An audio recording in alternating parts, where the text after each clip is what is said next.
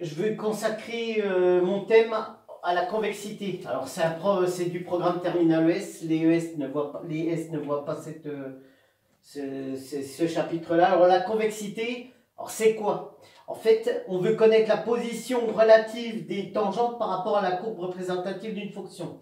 Ici, j'ai tracé la courbe carrée. C'est une fonction parabole. Hein. C'est une courbe sous la forme d'une parabole. Les branches montent vers le haut. Alors, qu'est-ce qu'on remarque? On remarque que toutes les tangentes sont situées en dessous de la courbe représentative. Ça veut dire quoi? Que si une courbe est au-dessus de ces tangentes, hein, où les tangentes sont en dessous, si la courbe elle est au-dessus, on dit que la fonction f est convexe. La fonction est convexe. Si c'est le contraire, si j'ai la courbe qui est au-dessous de ces tangentes, la fonction est concave. Voilà. Alors moi j'ai un petit moyen mémotechnique pour se souvenir. Si la courbe est au-dessous d'eux, c'est dans la cave, c'est en dessous. Hein, dans la cave, une cave généralement ça se situe en dessous. Hein. Ici, j'ai tracé la courbe de la fonction cube, représentative de la fonction cube. Et là, je remarque quoi? Que ici, hein, j'ai mes tangentes qui sont au-dessus, donc de là à là, hein, de là jusqu'à là, on peut dire que ma fonction, elle est concave, car j'ai les tangentes qui sont bien situées au-dessus de la courbe représentative. Le point d'inflexion, c'est quoi? Hein, en fait, ça signifie que votre fonction, elle change de convexité. Ici, j'ai tracé la courbe représentative d'une fonction, n'importe laquelle.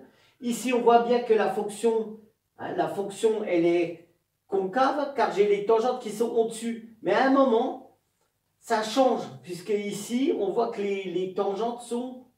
Hein, les tangentes sont au-dessus, et à partir de ce point-là, les tangentes sont en dessous. Donc ça veut dire qu'ici, on a un point, hein, ça change de convexité, ça passe de convexe à concave.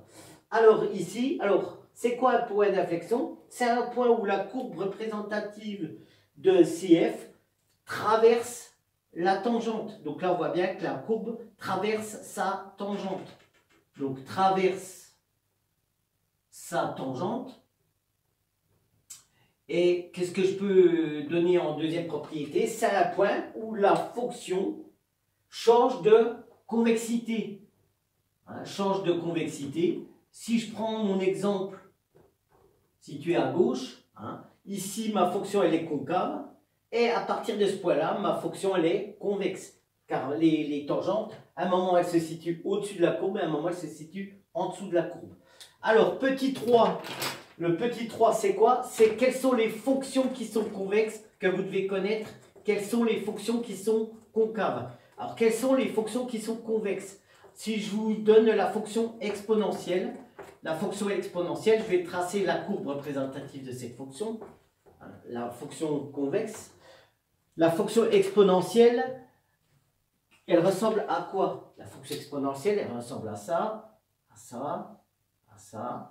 Et là, si vous tracez les tangentes représentatives à cette courbe, f de x égale e de x, f de x égale e de x, vous allez avoir les tangentes qui sont situées en dessous.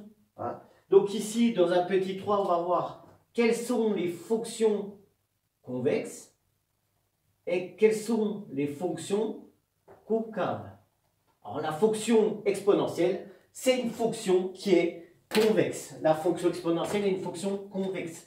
La fonction carrée est une fonction convexe. Convexe, pourquoi? Parce que les tangentes sont situées en dessous. Alors la fonction carrée, c'est quoi? C'est ça, ici.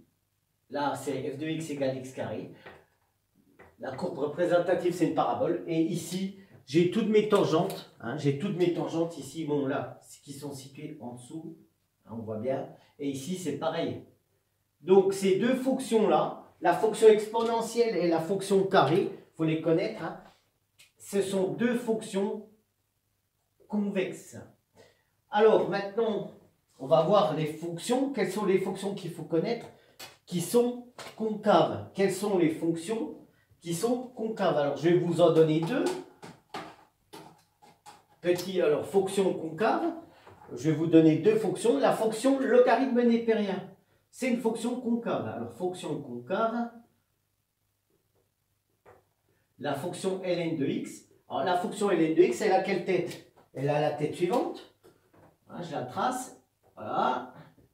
L'image de 1, c'est 0. Attention, la fonction ln de x, elle est définie sur 0 exclu plus infini. Hein, attention, on verra ça plus tard. Alors, ici, cette fonction, qu'est-ce qu'on voit? Que toutes les tangentes sont situées au-dessus de la courbe. Donc, la fonction ln de x est une fonction concave sur 0 exclu plus infini. Dernière fonction à connaître, la fonction racine carrée. La fonction racine carrée, je vais la tracer. L'image de 0, c'est 0. Elle est définie, l'image de 1, c'est 1. Elle est définie sur 0 inclus plus l'infini. Et là, la fonction racine carrée, on voit bien que les courbes, les tangentes sont situées au-dessus de sa courbe. La fonction racine de x,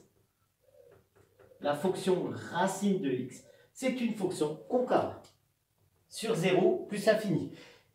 Et je vais donner un dernier cas de figure, hein, une fonction qui peut être à la fois convexe et concave. La plus connue, c'est la fonction cube. Hein, je l'ai tracée tout à l'heure. La fonction cube, elle est les deux en même temps. C'est-à-dire qu'à ce moment-là, elle va changer, on va dire qu'elle va changer de convexité. Donc la fonction cube, qu'est-ce qu'elle a de particulier? Elle est concave sur 0 plus infini et elle est concave sur moins l'infini 0 hein, et convexe sur 0 plus l'infini. Ça veut dire qu'en 0, la courbe CEF de x égale x cube, elle change de convexité. Ça veut dire quoi? Que x égale 0, c'est un point d'inflexion. Enfin, x égale 0, c'est l'abscisse du point d'inflexion, est un point d'inflexion. Ça veut dire quoi? L'image de 0, alors la fonction cube, c'est quoi? C'est f de x égale x au cube. L'image de 0, c'est 0 au cube. Et on voit bien qu'en un point A, 0, 0, ma courbe, elle change de convexité. Très rapidement, je vais tracer la courbe représentative de la fonction cube. Elle a cette tête-là. Hein, là, on voit bien que sur moins l'infini 0, mes tangentes, elles sont au-dessus de la courbe. Et entre 0 plus l'infini, mes tangentes, elles sont en dessous. Donc, en ce point-là, en un point A, ma fonction, elle change de convexité. Ça, c'est la partie 1. C'est pour connaître les propriétés, l'allure de la courbe. Dans une partie 2, je vais vous montrer la méthode. Comment, par le calcul, sait-on qu'une fonction est convexe, concave, et comment sait-on qu'elle admet cette fonction un point d'inflexion? C'est-à-dire que là, il faudra calculer 2 fois la dérivée.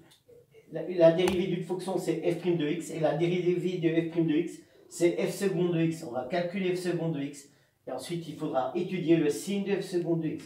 Et je vous donnerai les propriétés dans la partie 2. Merci.